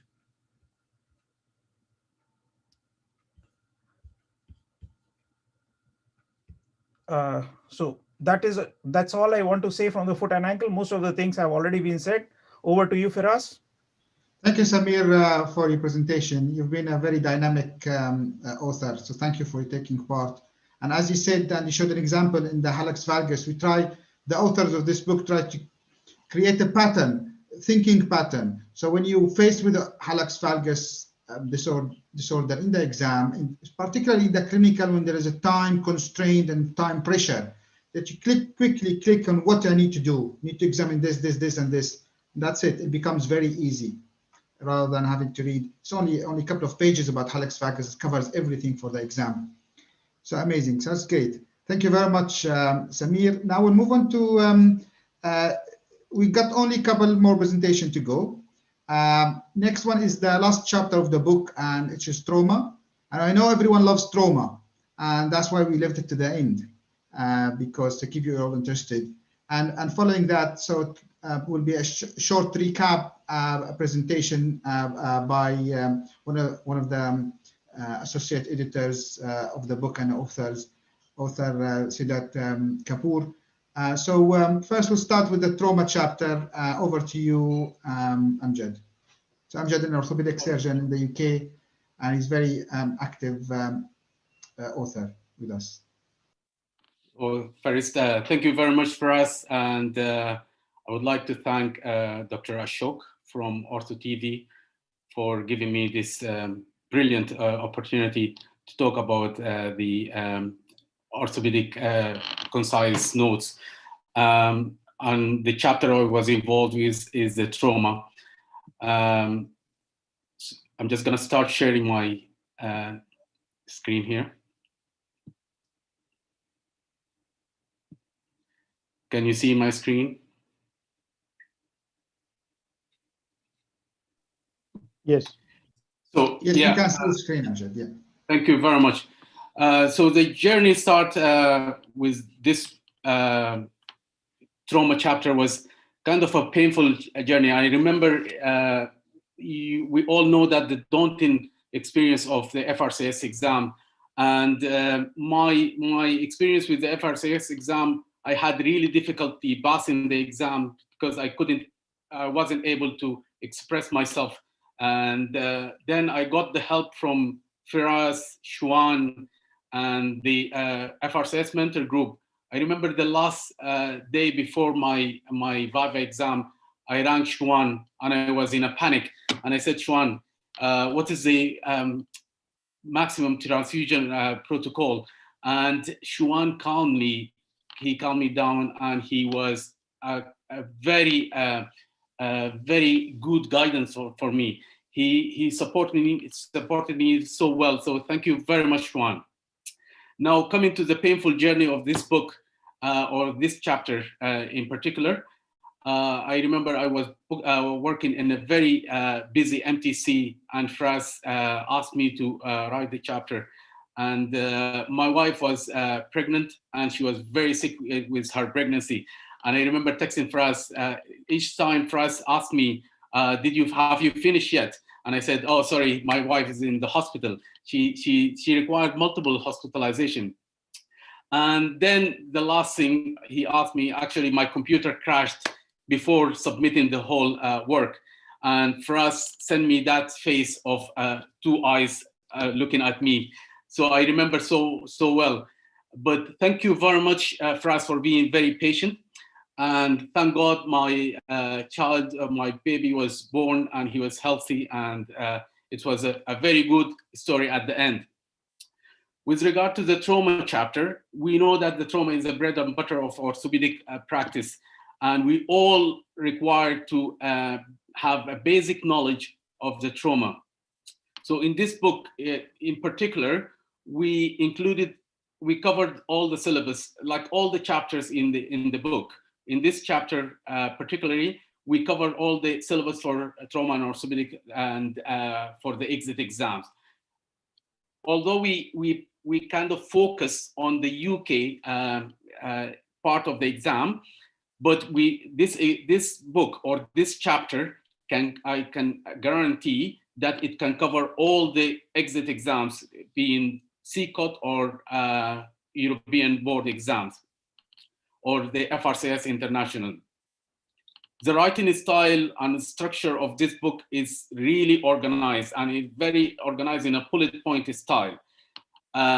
We included very important guidance. This is in the UK mainly, the NICE guidelines and the POST, which is the British Orthopaedic Association audits standards for trauma. These are mainly for UK, but all the other colleges and all the other now exams are including this because they are very important reference for passing exit exams. As I said, we selected NICE guidelines, we summarized the POST guidelines, and we included the trauma score system at the end of the book. And these are important, being the boson scoring and all other scores.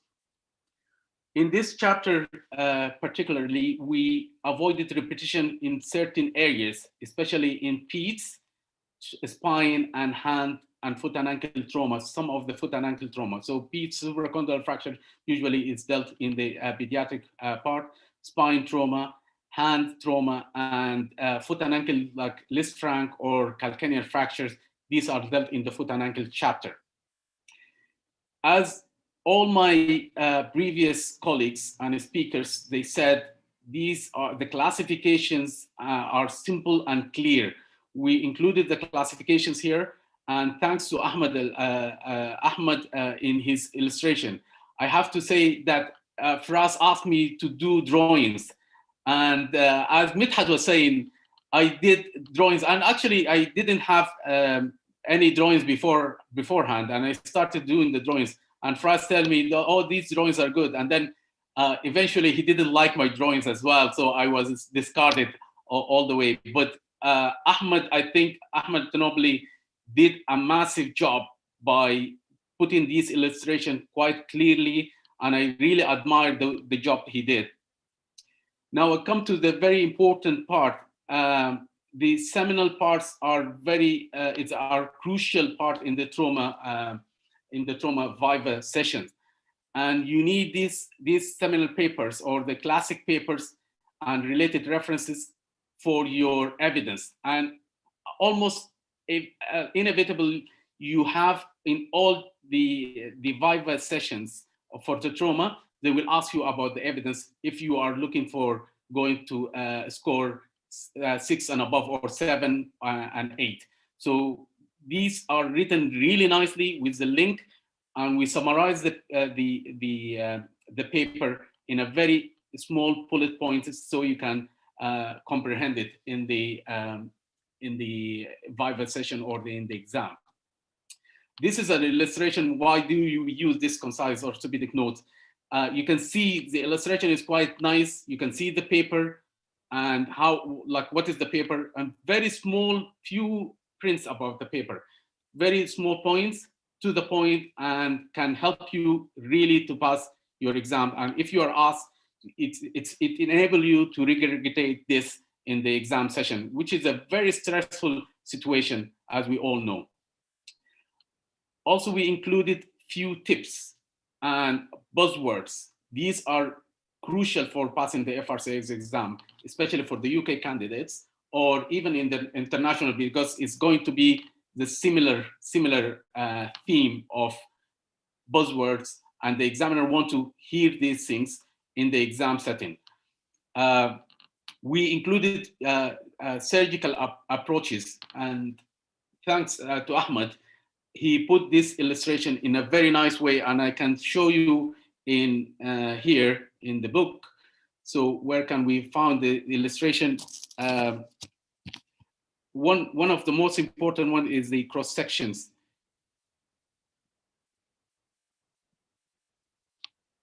As you can see it here, sorry, it's not coming. As you can see the QR codes. These are very crucial for the videos and the links, and it helps us a lot in acquiring the knowledge. You can see this illustration by Ahmed Tanobli. This is beautiful, and I think I had to admire. This is really simple, to the point, and you will be able to draw this in the exam quite easily. Very clear. I would like to salute Ahmed for doing this. Coming back to the presentation here, so it gives you answers. In this chapter, we included the answer for challenging, controversial topics, such as, like, for example, humerus fracture with radial nerve injury. It will give you what's the exact answer for the exam setting for the FRCS, and then it will give you the evidence for that as well. Now, it's an important point. We all work as a group, and it's the price we paid here. It's that because all the help we got from the previous mentors, namely Frcs, Xuan, and David, and all the guys who set this group. This is our payback for them. We don't get any money for this, and we do this to help our coming colleagues to pass their exams as well. One important thing, probably Frcs might be able to demonstrate this. Most of the course are is for administrative work. The course that we get here is almost nothing there. We can include this in the new directions for our new editions. Post-COVID practice for trauma and orthopedics. I am going to review this in the future. And I think I would like to thank my co-author, Muhammad Imam and Fuad Chaudhary, who are not here today. And I would like to thank Firas as well. So these are the trauma will be new directions for the post-COVID era. And we would like to include this in our new chapters. So that's all I have. Thank you very much and good luck. Thank you, Amjad. That was wonderful. And Amjad has given good example of the sacrifices a lot of the authors have put in. They are all busy with professional and personal lives. And they've spent a long time and many long hours working on this book. So thank you very much, Amjad, all the authors. And as Amjad said, this book is a self-published book, so we haven't had any support from any publisher. So we had to bear sort of the management, the cost of that, and all profits reinvested in the book to improve it. But that gives us full control of the book, which we like. So that's really the bonus, and I think it's worth it. So thank you very much, Amjad. Now we finished discussing all the chapters. Now we're going to recap. And we got Siddhant Kapoor, who's an orthopedic surgeon from the UK as well, who's been an amazing associate editor. He's really made a huge contribution. He's put a lot of thoughts and into the book and how to improve it and lift the standards of the book. So he's not only been associate editor, but he's also been an author. So he's really worked very hard. He's behind every word in the book. So I thank him for his contribution and being part of the team. And he's going to tell us what he thought about this project and what have we achieved. Over to you, Siddhant. Thanks for us. Thanks for getting it onto this beautiful project. And thanks OrthoTV to get all the authors at a platform to showcase our wonderfully crafted book. So let me start with the summary of this session today. Hope you can see my slides. This is the book, that is the 2020 edition. There was the first edition which came up in 2019 and which has been revised to a new edition with all the wonderful drawings from Ahmed. It has won a few awards in the short period of time, and most notable of which is currently ranked number 5 in the best new orthopedics books on the Book Authority in 2021, and ranked number 4 in the best ebooks available for orthopedics. There are some good reviews on Amazon as well, which has currently about 4.7 stars out of 5. And that's where we usually take our feedback from. And there's this wonderful Telegram group where we provide active support for any editing, or any mistakes that the readers can pick up. Now, not everybody is quite happy to carry a book onto the wards or theaters or clinics. Currently, the technology is such that people like to read books online on Kindle or Playbooks. So it's good thing with this book is that it's available on all the formats, including the paperback and the Kindle edition and Google Play Books, even on Goodreads. and the readers can choose whichever editions they like. Obviously, the audience that we had in mind before we crafted this book was anybody who's interested in orthopedics, particularly the trainees who are going to appear for their specialist exams, which includes FRCS, European board exams, Psychot, MS Orthopedics, or DNB exams.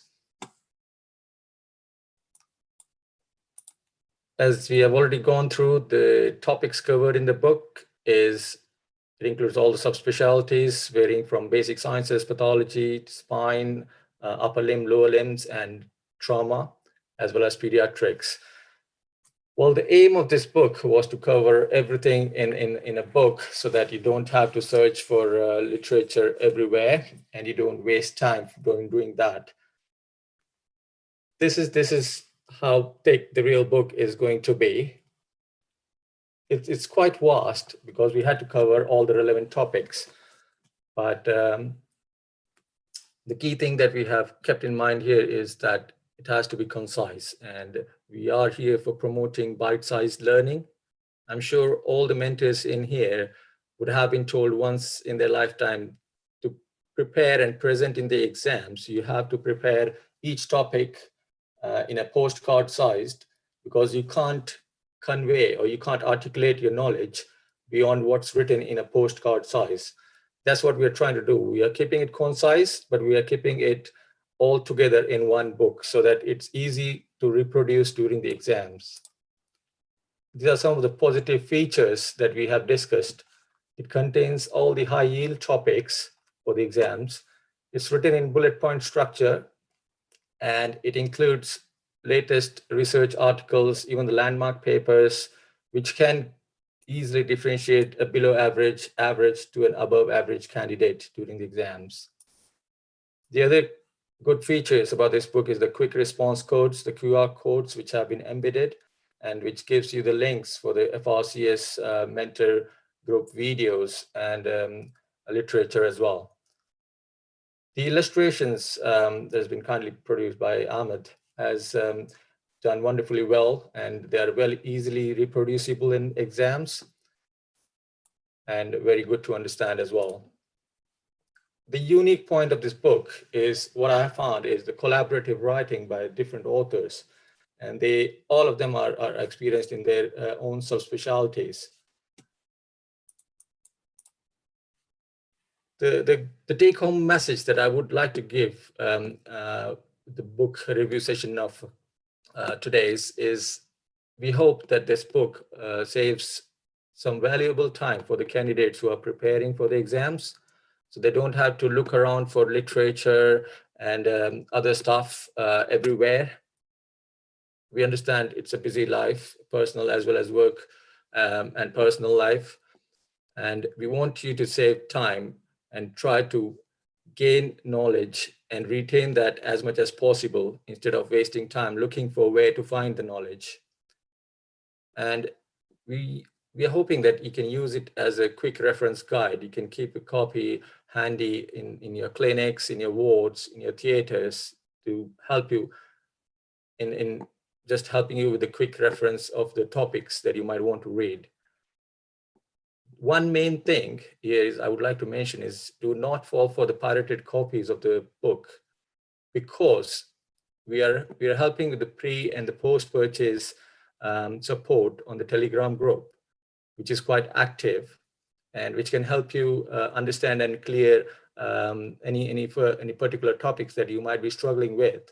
But we might not be able to give you that support if you go on for the pirated copies of the book.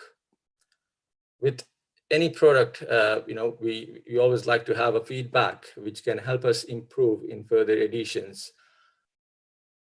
I don't want to see the stars or the Amazon. I want you to put down the feedback, which are the good points, which are the bad points for the book, so that we can take it further and continue improving on our product. And before buying, I would really advise you to get in touch with the FRCS mentor group, which Firas is going to mention, to check for any discounts which might be available currently. Thank you, Firas. Over to you. Thank you, Sadant.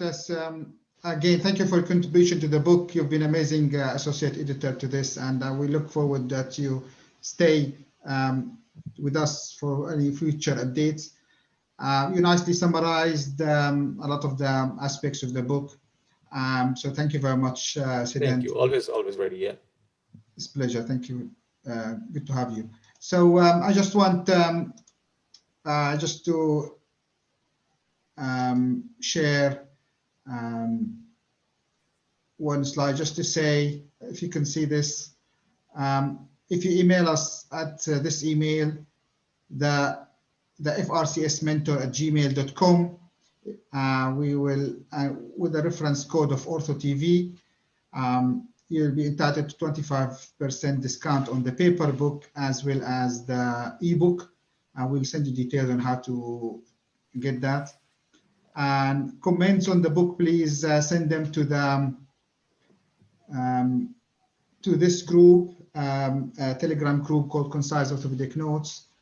Also, we communicate any questions with candidates and stuff like this. Also, if you want to join our FRCS preparation group, then just send me a message on the group there, and I will pass it on to Shwan, the admin of the FRCS preparation group, to add you on. So I think thank you very much. I would like to thank OrthoTV for joining, for arranging this session, particularly Ashok and Niraj.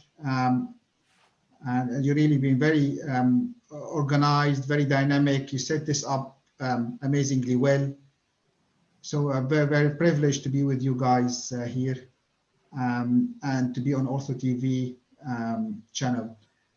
And I would like to thank all the authors that have taken part today, and all the authors who also couldn't take part today. There are a lot more authors who've been busy with their personal and professional lives today, so they couldn't join us, unfortunately. But I would like to thank everyone who joined today, all the authors, and hopefully we will be in touch with all the readers and our potential future readers, everyone who want to prepare for FRCS, not just through our book, but through our webinars and courses, and stay in touch with us and send us emails and messages, and we will get you on board. So thank you very much, and I think that will conclude our session now. I think Dr. David wants to say something. Go ahead. Yeah, okay. Sorry to interject for us. So as people have seen today, there's been a number of different authors who've helped contribute to this book, and 30 in total, I believe, if not more. And from our point of view, I want to say a big thank you to Frcs and Sadant, because it takes a lot to put a textbook like this together. Through their cajoling and poking and prodding us and reminding us on email and WhatsApp to get our chapters done. They've done a fantastic job producing this fantastic product, which we hope will help many people get through this journey far easier than we had. And we just want to say a big thank you to our lead for us, and again to Sadant for all the hard work that they have done in the background getting this book off the ground. Absolutely, for us, it's your vision that got this book off the ground. Thank you so much. Thank you, Sadant, for your. Thank you, Chris. Thank you all. Thank you, everyone. And I think for many viewers, it's good night for them, but for us in the UK, it's we've got a few more hours to go. Yeah, so we'll have viewers from all across the globe. So it will be good morning, good afternoon, and good evening, or even good night for many of the viewers. And thanks, all of you. It was an excellent book club session, and I think this was one of the most comprehensive, like I said. It is one of the earlier, initial, this is just the second book club. So it was really thorough and comprehensive. And the recordings will be available on OrthoTV. We can also provide it for FRCS YouTube channel, so you can post it there too. So I think it's a very, very good overview, and I think a lot of learning points in terms of the looking forward to the second edition of the book also. So congratulations again to editor and all the authors, and thanks again. from my side. Thank you very much. Thank you, Ashim. Good night. Bye.